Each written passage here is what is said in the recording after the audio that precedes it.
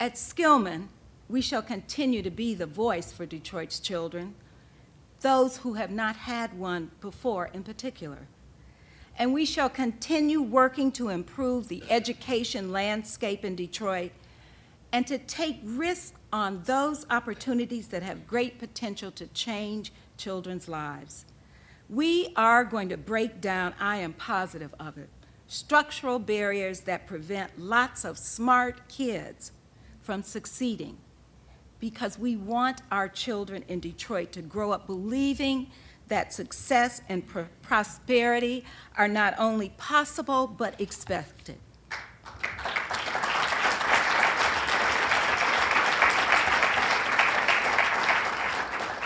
Accomplishing these goals will not be easy. We know that. We also know that the Skillman Foundation cannot do this work alone. We are working to develop partnerships with other funders, government, the private sector, and ordinary Detroiters.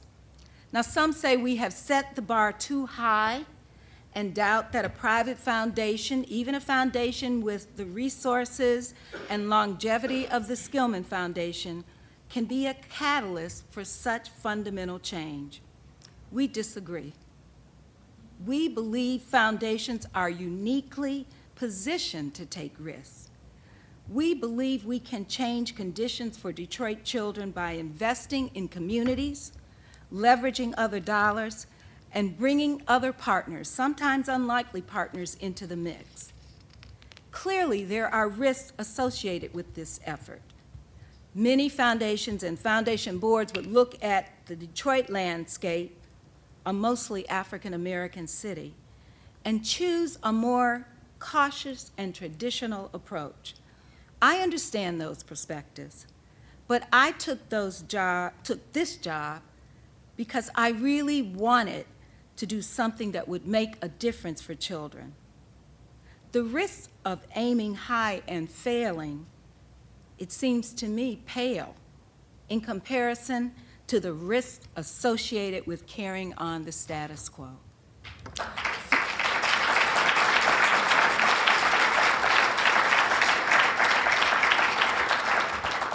Fear of failure doesn't keep me awake at night.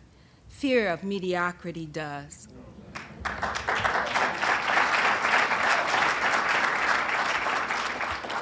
These often quoted words from Dr. Benjamin Mays aptly describe my feelings. It must be borne in mind that the tragedy of life doesn't lie in not reaching your goal. It lies in having no goal to reach. It is not a calamity to die with dreams unfulfilled, but it is a calamity not to dream. It is not a disgrace not to reach the stars, but it is a disgrace not to have any stars to reach. Not failure, but low aim is the real sin. It is my responsibility to the children of Detroit to have high expectations and work towards them on their behalf. No child in Detroit, nor anywhere for that matter, deserves to grow up in a place where so many adults have closed the door on them. My work and my passion are a debt I pay freely and without burden to the great men and women like the Deacon Joneses and Big Mamas in the African American community.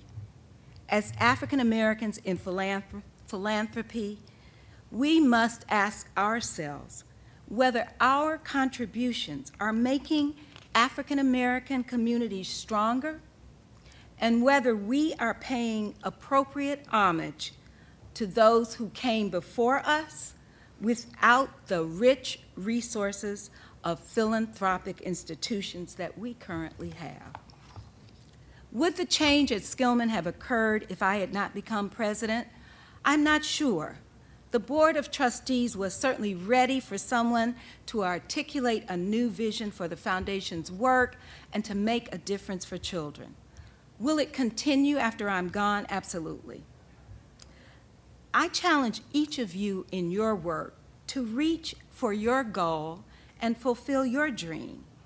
If we collectively harness our intellect, energy, and effort, we can make the differences that will strengthen the African American community and will bring others along with us. I'm privileged to lead such a dynamic and determined organization, which will in 3 years celebrate its 50th anniversary. Rose Skillman, our founder, spent much of her time worrying about the needs of children, especially vulnerable children. She probably was somebody's Aunt Rose. She's been gone for nearly a quarter century, but her unwavering advocacy for children carries on. You know, I love music, all kinds of music, but I particularly like jazz. And Duke Ellington said, there are only 2 types of music, good music and the other kind. The same is true about philanthropy. ABFI's mission is simple but clear: promote effective and responsive philanthropy in Black communities. Good philanthropy is effective philanthropy. I want to thank you tonight for this honor, for your commitment, and for your perseverance in staying in the field. Thank you very much.